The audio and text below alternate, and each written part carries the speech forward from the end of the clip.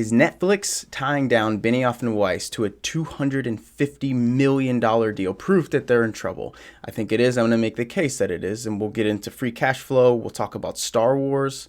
We'll talk about subscriber counts. So we'll talk about a lot of things. And Mondays, I like to bring you these sorts of more cerebral stories with more moving parts to get it going. But let's just get straight into it. And we're going to start with Game of Thrones. And if you're not familiar with Game of Thrones, go watch it. But Benioff and Weiss are the showrunners of Game of Thrones. They were adapting for the first few seasons. They were adapting George R.R. Martin's all of his stories to the actual show itself on HBO, and then they had to take over. And right about the time Benioff and Weiss were taking over, was it season 3, season 4? I'm sure someone will call me out. You started to notice a degradation in the plot lines and loose ends. And then by the time it got to season 8, and I've got the ratings right here. Let's look at the ratings. The ratings of Game of Thrones, the season 8 episodes they're abysmal, and they get worse. So you got 7.6 Winterfell, and then and this goes on into April, and then into May you got The Bells, which is second to last episode, and then The Iron Throne, which is the finale. It's just a 4.2. So IMDb is usually pretty good, especially about mainstream shows. You usually see a little bit more of a conservative approach. And where the mainstream shows with richer brand equity almost always just get good reviews. And even 7.6 for a lot of people was pushing it. And so, you really do see this. And this is not just me saying it. I'm just showing you proof that the ratings have fell for this show. And this season 8, but most of the seasons leading up to this. And it's about 2 weeks ago, it came out. Netflix basically acquired the services of the two showrunners, Benioff and Weiss, for $250 million. And I think that this is a sign of bad things to come, or challenging times if they can't overcome them. And you got to combine that with their Q2 earnings report, where they talk about how they're not going to run ads.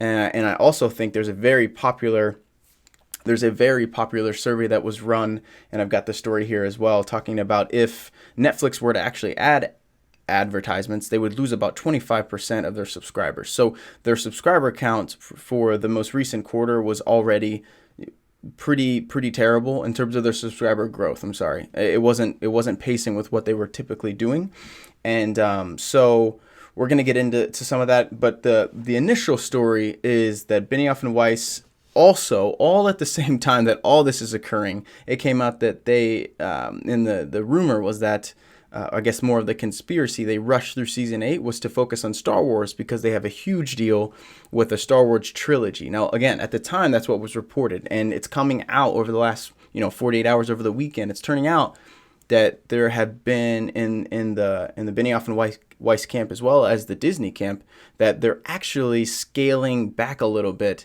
their involvement in Star Wars. And I think Game of Thrones fans, some of the people that were saying season 8 was just treacherous in terms of the plot lines and how everything was executed, I think most people are rejoicing about this, especially the crossover fans of Game of Thrones and Star Wars. And so it looks like they're scaling back their involvement in Star Wars. So let's read. So this is reported by sci-fi.com. Now that Game of Thrones is over and Benioff and Weiss are keeping their hands off of any upcoming spinoffs HBO is developing, they have yet another item on their plate in the form of a massive new Netflix deal that will allow them to develop new stories at the streaming giant. We've already seen reports that this new 9-figure deal all but killed their previously announced HBO project Confederate. But what could it mean for their upcoming Star Wars project?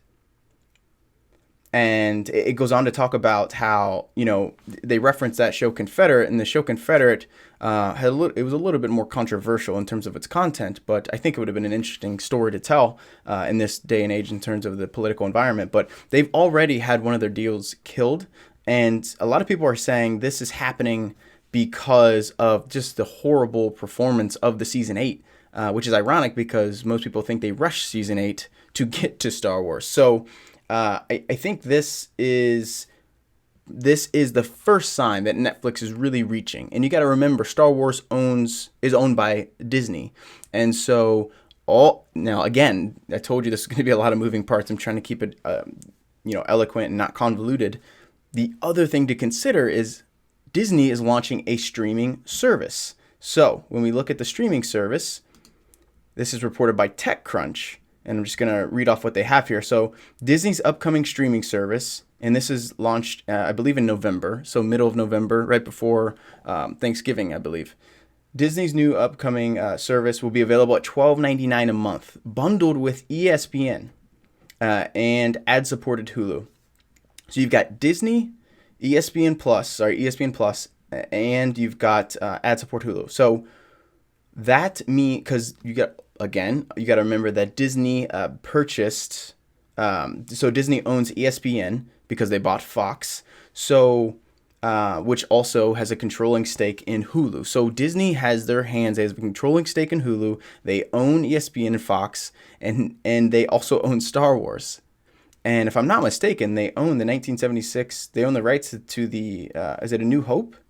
Yeah. So they have all these things. They have their hands in all these different pies, and it's, basically creating this hodgepodge, this really good and I think unique content plan of people who are looking for this kind of content plus sports. I think they're going to be dangerous. And I think Netflix knows that. And I think they're going after the people. They're just going after big names like Benioff and Weiss. And when you look at how much money they spent, $250 million. And you got to also remember Netflix is having a free cash flow problem. So, I got the chart right here for you. And so I just made this chart for you guys. And what I really want to cover with this is they, in their July report, basically, there was a lot of hubbub about, creating ads. It's pretty much, I still think they're going to have to do it. Reed Hastings, basically, of Netflix came out and said, we're not putting ads on our platform. I don't think they can keep that. And that's just my opinion. That's my call. But I don't think they can do that. And I think trying to purchase, I think this Benioff and Weiss purchase is their last desperate attempt to salvage this idea of original content. And if you look on Netflix, you see all those little Netflix icons saying original series, Netflix original series. They're trying to create, and it's obviously it's a good strategy. That's not what we're talking about. But going after Benioff and Weiss in such a hot, controversial period, I think they think that bringing that big name is just going to keep the subscribers. They're going to produce these hits, but you got to start to wonder what are Benioff and Weiss going to make that people are going to love if people are already calling for them to be off Star Wars. They already, in a lot of people's opinions, ruined Game of Thrones. What are they going to make? And obviously, let's give them a shot. It's not to say that they're just horrible. They're obviously talented people. That's not the point. But is Netflix paying $250 million for them a reach? And I think it is. And so when we're looking at this chart right here, you see this dollar sign right here. This is in millions. So the free cash flow by quarter. So in Q1, you've got... see, this is Q1 18, correct? Yes. So Q1 18, you've got negative 285 million. Again, it's if you look at Netflix hasn't been free cash flow positive since 15, something like that. So but you see the decline. You've got 285 million, 558 million. This is by quarter. So net by quarter. So then you got negative 738 million, and then in the last quarter of last year, negative $1 billion. And it's just going back. They don't seem to have any sign to be cash flow positive. And when you see things like this, and then you see the drop off, when we look at the subscriber growth drop off, and this is paid subscriber growth, you see a pretty underwhelming Q2 19. So you see what is that number? So just over, just shy of 5. I think that was a 4.9 change. Again, in millions paid subscriber growth. So one of the worst they've had in recent history. And also remember, that's mostly international. So that's not even U.S. and that's paid international. So you really do, and obviously all the controversy is a U.S. thing.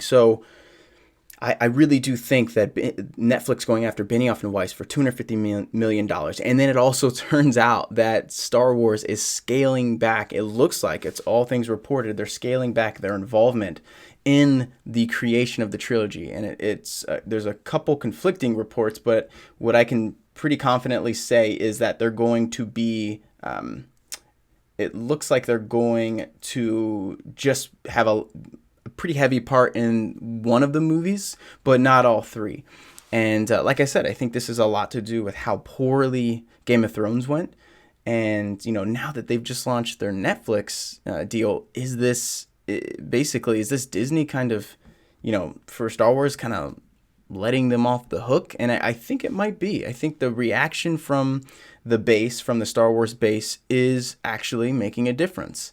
And as well it should. I really do think, when you think about the complexities of an adult show like Game of Thrones, and then you have to sort of back into the complexities of the Star Wars universe, how are Benioff and Weiss going to do that if a lot of people don't think they can confidently do it with the show they've been comfortably working on for so long?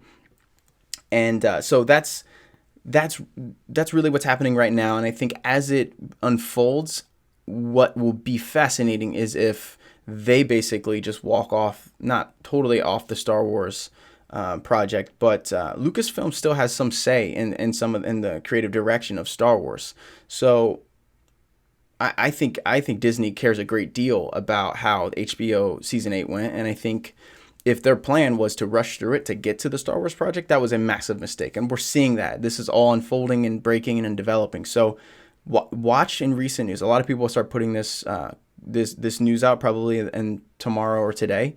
Watch to see if Disney comes out and says anything, or if this develops any further, that we find out that Benioff and Weiss really only have their tiny bit of their hands in maybe one of the movies, and that's the reports are coming out to sound like that. So the other thing I thought was interesting was if we look at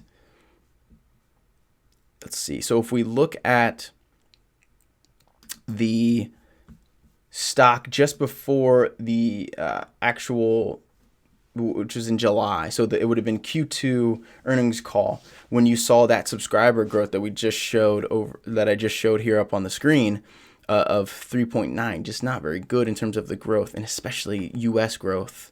You see the stock actually just get crushed. So it drops from, I believe this was an all-time high at 379 or 381, and then it just drops to 310, which, I used to work at JP Morgan.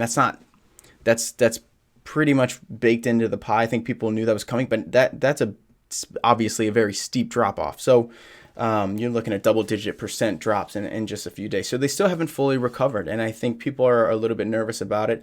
And yeah, again, all the things we talked about, the free cash flow, we talked about the subscriber growth, and then we just talked about, that's a big bet they're putting on Benioff and Weiss, who honestly, after kind of scrapping the Confederate TV series with HBO, you kind of see them getting cut ties from HBO, not including any spinoffs, and then Star Wars walking back their deal a little bit. Honestly, you can come back to this video, call me an idiot, but I wouldn't be surprised if they walk away almost entirely from the Star Wars project, and I'll put that conservatively, if they kind of part ways. And I think a little bit more aggressively if Star Wars says no, like based on the performance, based on the outcry, based on the expectations. Disney needs Star Wars to succeed. They need these next few movies to do well. And again, I could go look up the ratings of the last couple episodes, or the last couple movies by Star Wars, and like Solo and all they're not well. Those aren't doing well. Those weren't received well. And the last thing they need is any more heat before it even starts. You don't want to go in with this negative mindset with, Benioff and Weiss wrote it. And I think even J.J. Abrams had a little bit of a not a learning curve. He had a little mountain to climb, again, because of the Star Wars base going, you just did Star Trek. So, but in my opinion, he did an incredible job for the most part. At least, and he did an even better job, in my opinion, on Star Trek. So even J.J. Abrams, who's absolutely an unbelievable creative brain, was able to produce something pretty good for Star Wars, and he still had problems. Imagine Benioff and Weiss, who's already got this air of the stink on them because of HBO. I don't know. I don't know if that's the best move, and I think Netflix, who, again, looking at their numbers, they're all, now that we've talked about it all, they're down on subscriber count, their free cash flow, they have a problem. That's a free cash flow problem, and they just sunk $250 million, reportedly, allegedly, into Benioff and Weiss. that's a big bet. And it seems to me like it's that after everything we just talked about and all the things, all the criticism coming with them, it seems to me like that's a little bit desperate on Netflix. And like they really need, they're feeling the heat of this November 12th launch. So, you know, you've got the squeeze from both ends. You've got the investors and you've got the back end technicals of Netflix squeezing them, the subscriber growth squeezing them. And then you've got the upstream, the pipeline, the competition in November 12th squeezing them. And then you've got everything converging in the middle. So now you've got Benioff and Weiss have to perform, have to. And if I was a betting man, I probably wouldn't put my money on them creating something that is at least received well with the stink they have on them. So that's what I wanted to get to today. I know I kind of went through a lot. I want to keep this shorter. So, you know, we're still pushing what the boundaries of what I typically do for stuff like this. But, you know, just make sure, I just want to produce this for you guys. I just want to make this look, I'm not making revenue off this. I just think it's a really interesting conversation. And I think that, especially I feel like I can talk about these things and not have to be worried about, you know, getting some sort of flack, because I'm just going to give it to you straight. I'm going to talk to you straight. I'm going to show you the data. I think Netflix is in trouble personally. And if they're really not going to run ads, I think this is their only way to counter it, to get giant names. And really, this is their, no pun intended, this is their last hope. So let's see what happens. Let's see it unfold. But watch out for news. Watch out for Disney talking about the involvement of DB. So of DB and Benioff. So that's it for today, and we'll be coming back to you likely. I believe there'll be another segment at 6 p.m. today. This one obviously at 10, but check out the channel for 6, but if not 6, probably 6, but if not, tomorrow. So thanks a lot, guys, and we'll see you guys.